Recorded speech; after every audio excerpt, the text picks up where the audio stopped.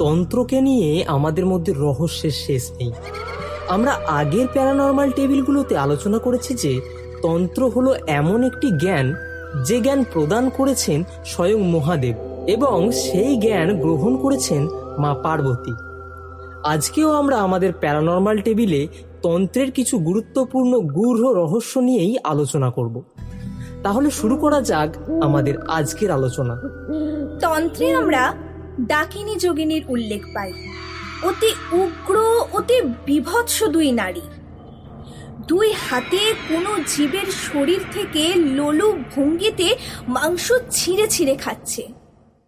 কালী মূর্তির পাশে ঘোর দর্শনা এই শক্তি সহচরীরা আসলে কে?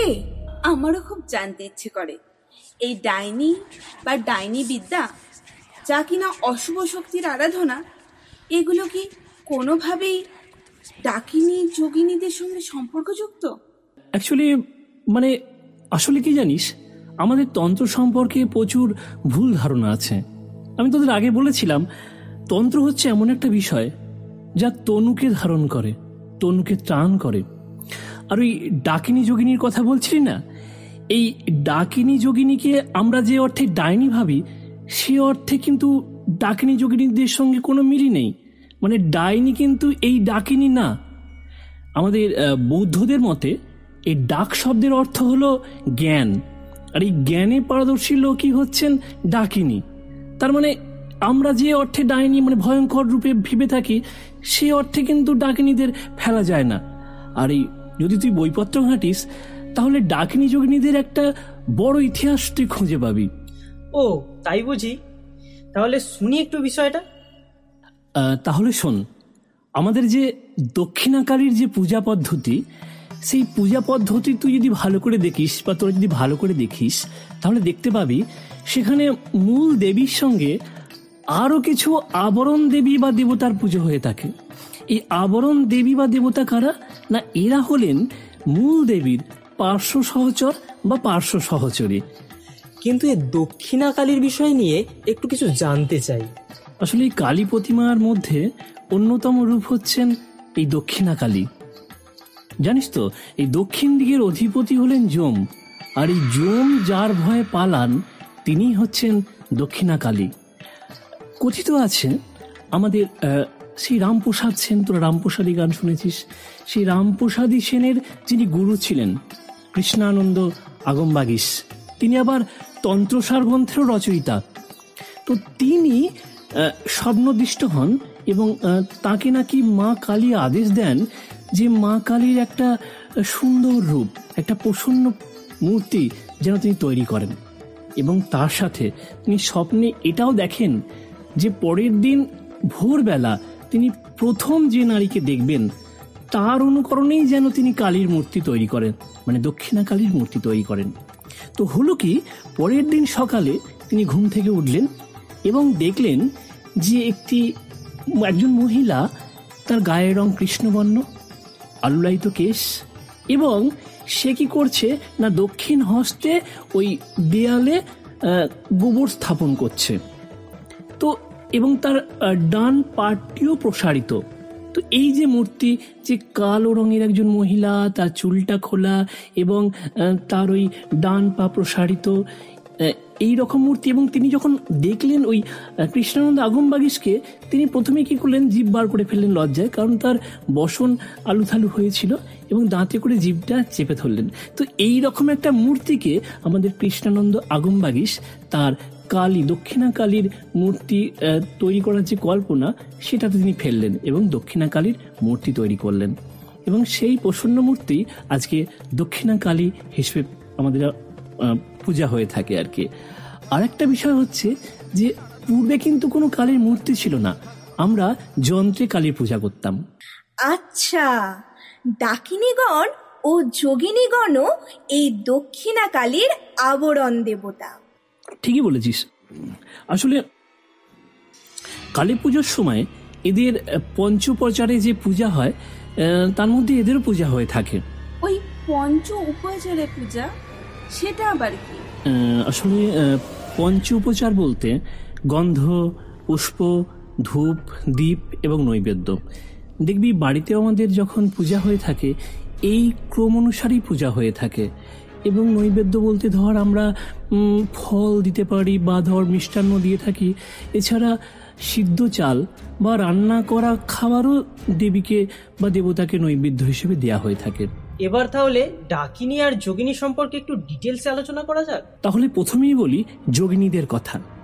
দেখ, ভারতবর্ষে এই যোগকে নিয়ে প্রচুর লেখালেখি আছে, প্রচুর কাজকর্ম আছে। আসল কথা, শরীর এবং মনকে তরতাজা রাখার জন্যই এই যোগের উৎপত্তি। পতঞ্জলি তার যোগ দর্শন গ্রন্থে বলেছেন যে তিনি বলেছেন যোগ কথার অর্থ হচ্ছে কি, যোগ হচ্ছে চিত্তবৃত্তি নিরোধ করে যা, অর্থাৎ আমাদের চিত্তের মধ্যে মনের মধ্যে যে চাঞ্চল্য দেখা দেয় সেইটাকে নিরোধ করাই হচ্ছে যোগের একমাত্র কাজ। এছাড়া মহাভারতের দেখবি আমাদের যে মহাভারতের একটা অংশ ভগবদ গীতা, সেই ভগবদ গীতার যে 18টি খণ্ড আছে সেই 18টি অধ্যায়ের সঙ্গে কিন্তু যোগ যুক্ত আছে।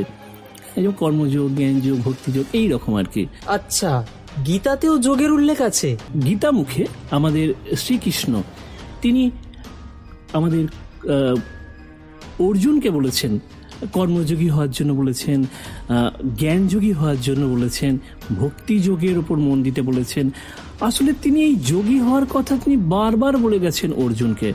এছাড়া আমাদের সিন্ধু সভ্যতায় যে শিলমোহর পাওয়া গেছে সেখানেও কিন্তু পশুপতিনাথের মূর্তি পাওয়া যায়। আমাদের পশুপতিনাথ শিবকে বলা হয় আদি যোগগুরু। এছাড়া দেখবি শাক্ত সম্প্রদায়, শৈব সম্প্রদায় তারাও যোগকে নানা রকমভাবে ব্যাখ্যা করে থাকে।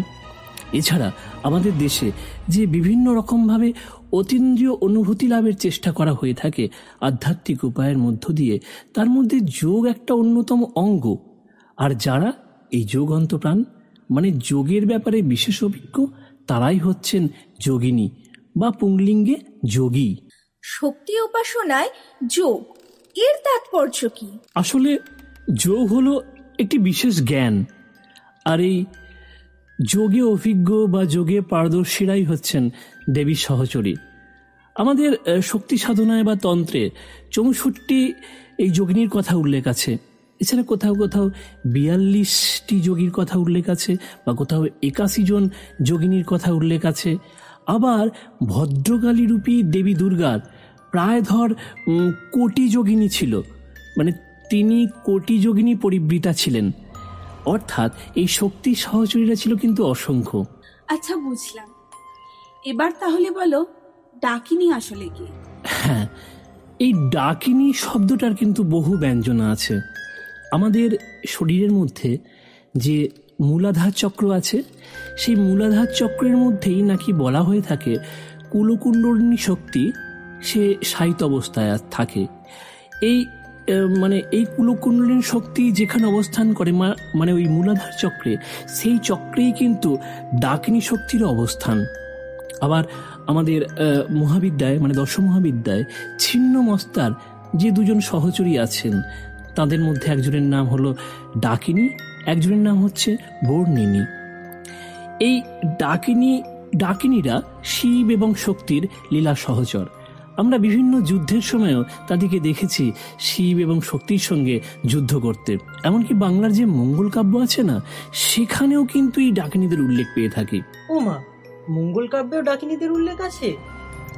আরে না, শুধু কি মঙ্গল কাব্যে, এমনকি আমাদের চর্যাপদের যিনি আবিষ্কার করেছিলেন মানে আমাদের ওই হরপ্রসাদ শাস্ত্রী মহাশয়, তিনিও কিন্তু ওই ডাকের বচন নামে অনেকটা লেখা প্রকাশ করেছিলেন।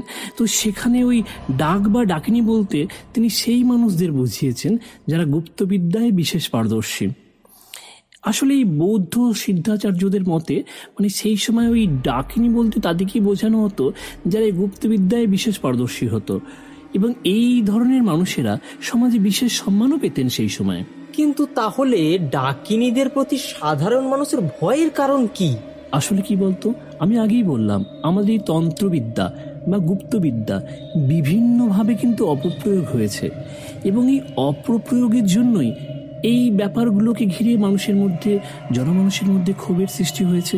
এবং আধুনিক যুগেও আমরা দেখতে পাই বিভিন্ন জায়গায় ওই ডাইনি সন্দেহে প্রচুর মহিলার উপর নির্যাতন করা হয়, শারীরিকভাবে, মানসিকভাবে, এবং তাদেরকে হত্যা পর্যন্ত করা হয়ে থাকে।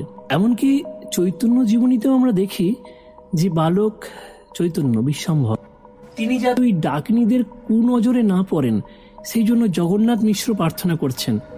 এবং ওই যে নিমাই নামটা আছে না, নিমাই নামটাও ওই আমাদের বিশ্বম্ভরের যারা মাতৃস্থানীয় মানে তারা চেয়েছিলেন কি ওই নিম তিতো সেই থেকে নিমাই, যাতে ওই ডাইনিদের অরুচি হয়, যে নিম পাতা বা নিম ওই যে তেতো ভাবটা যাতে ওই নামের মধ্যে থাকে, সেই জন্যই তাই কিন্তু নিমাই নামকরণ করা হয়েছিল।